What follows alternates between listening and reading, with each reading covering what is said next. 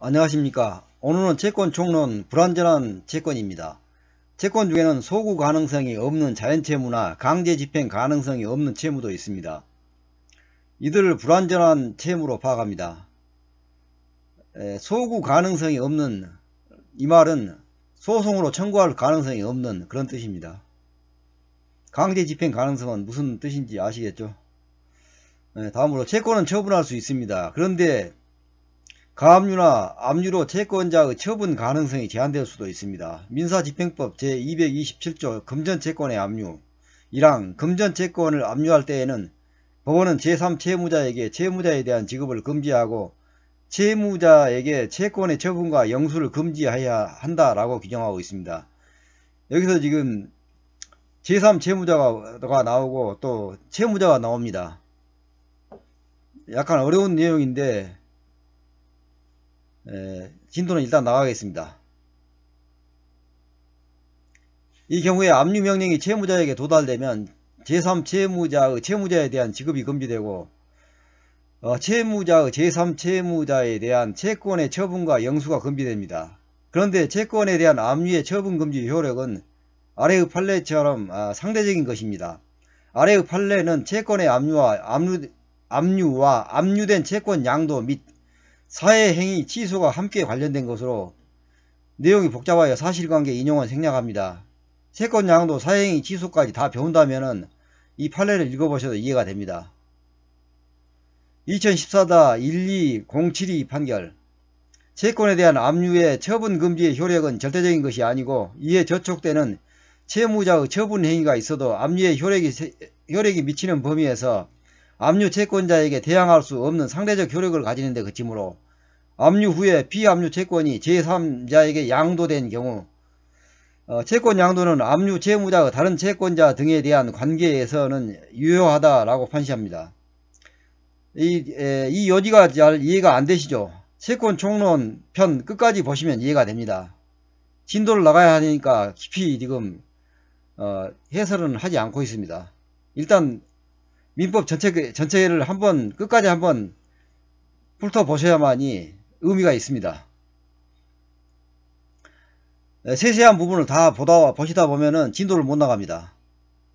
어차피 설명을 설명을 해드려도 이 다른 부분에 대한 다른 개념들이 이해가 없기 때문에 잘 이해가 안 될 수가 있습니다. 그래서 일단 진도부터 나갑니다. 불완전 채권으로 자연채무가 또 있습니다. 자연채무. 자연채무란 채무자가 임의로 이행하지 않더라도 채권자가 소에 의하여 그 이행을 청구할 수 없지만 채무자가 임의로 이행하면 그 급부를 수령하여 보유할 수 있는 채무입니다. 채권의 내용으로 채무자로부터 제공받은 급부를 보유할 수 있는 효력이 있는데 바로 이 급부 보유력만 있고 소구 가능성, 즉 소송으로 청구할 수 있는 가능성이 없는 채무입니다. 학설과 판례 모두 자연채무를 인정합니다. 아래에서 판례가 드는 자연채무를 나열해 봅니다. 2001-312 판결입니다. 약소금 소지인이 정리채권 신고를 하지 아니하여 실권된 경우 어음금채권은 정리회사에 대한 관계에서 자연채무 상태로 남게 되어 여기까지만 읽겠습니다. 붉은색은 제가 임의로 색칠했고요.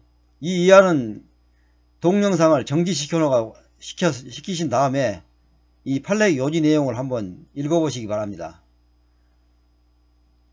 회사 정리는 법제 과정에서 아마 안 배우는 내용일 것 같습니다. 요즘은 모르겠습니다만은 파산과 관련된 내용인데 제가 배울 때는 이 정도까지는 배울 시간이 없었습니다. 다만 이처럼 회사 정리 과정에서 자연채무가 나온다는 점만 기억하시면 됩니다. 이외에도 자연채무는 부재소 합의, 즉 부재소 합의가 있는 경우에 즉 소제기를 하지 않기로 약정한 채무입니다.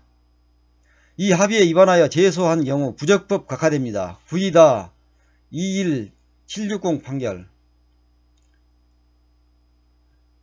다른 판결로 보면은 2006-18969 판결은 당사자가 자유롭게 처분할 수 있는 권리관계에 대하여 부재소 특약이 이루어진 경우에는 부재소 특약으로 말미암아 그 대상으로 된 권리관계가 강행법규 위반으로 무효라는 주장을 하지 못하게 되는 결과가 초래된다 하더라도 그러한 사정만으로 부재소특약이 당해 강행법규에 위반하여 무효로 된다고 볼 수는 없다고 합니다.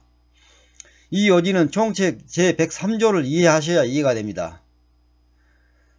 그래서 더 이상 자세한 소개는 드리지 않겠습니다. 채무 불이행에서 위약벌이 다시 나올 수 있습니다. 위약벌을 이해하시면 됩니다. 채권자가 승소의 종국 판결을 받은 후 소를 취하한 경우에도 자연채무가 됩니다. 민사소송법 제198조 종국 판결을 보면 법원은 소송의 심리를 마치고 나면 종국 판결을 한다 이렇게 규정하고, 민소법 제267조 소취하의 효과 제1항 취하된 부분에 대하여는 소가 처음부터 계속되지 아니한 것으로 본다.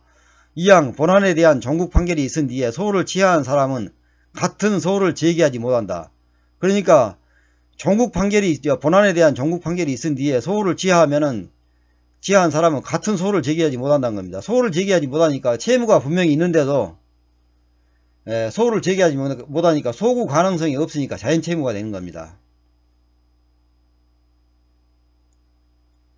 도산 절차에서 면책받은 부분의 채무자 회생 및 파산에 관한 법률에서 규정하고 있습니다. 조문은 각자 찾아보시기 바랍니다. 2001-3.1.2 회사 보면 2001-3.1.2 판결에서 회사정리법 제241조는 정리계획에 인가가 있는 때는 계획의 규정 또는 같은 법의 규정에 의하여 인정된 권리를 제하고 회사는 모든 정리채권과 정리담보권에 관하여 그 책임을 면한다고 규정하고 있는 바, 여기서 말하는 면책이라 함은 채무 자체는 존속하지만 회사에 대하여 이행을 강제할 수 없다는 의미라고 봄이 상당하다라고 합니다. 면책이란 회사 정리 과정에서 면책이란 채무 자체는 존속하지만 회사에 대하여 이행을 강제할 수 없다. 채무가 분명히 존속하지만 이행을 강제할 수 없다. 소구 가능성이 없다. 그래서 자연채무라고 한 겁니다. 그 다음에 이에도 소멸시효가 완성된 채무와 불법 원인에 기한 급부가 자연채무인지 견해가 대립합니다. 소멸시효가 완성된 채무와 불법 원인에 기한 급부 이 두 가지입니다. 소멸시효 완성된 채무가 자연채무인가, 불법 원인에 기한 급부가 이게 자연채무인지 견해가 대립합니다. 이거는 각자 교과서 읽어보시면 됩니다. 자세히 나와 있습니다. 그리고 불법 원인에 기한 급부를 아직 안 배웠기 때문에 제가 지금 자세히 설명을 안 드립니다.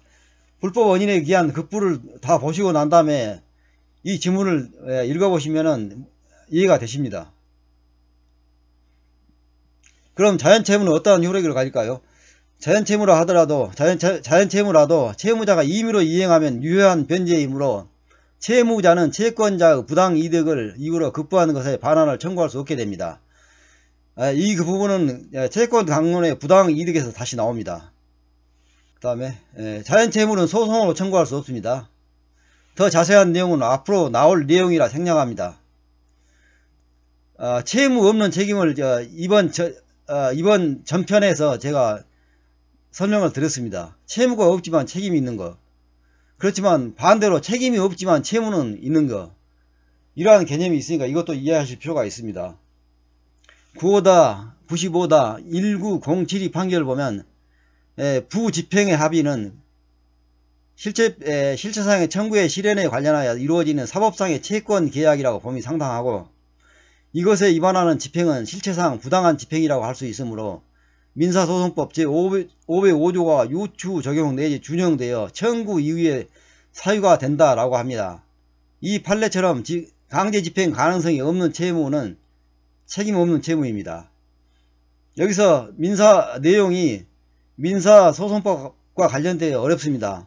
이 요지 중 민사소송법이 개정되어 이후 제505조 내용은 민사집행법으로 들어가 있습니다. 민사소송법에 505조 찾으면 안 나옵니다.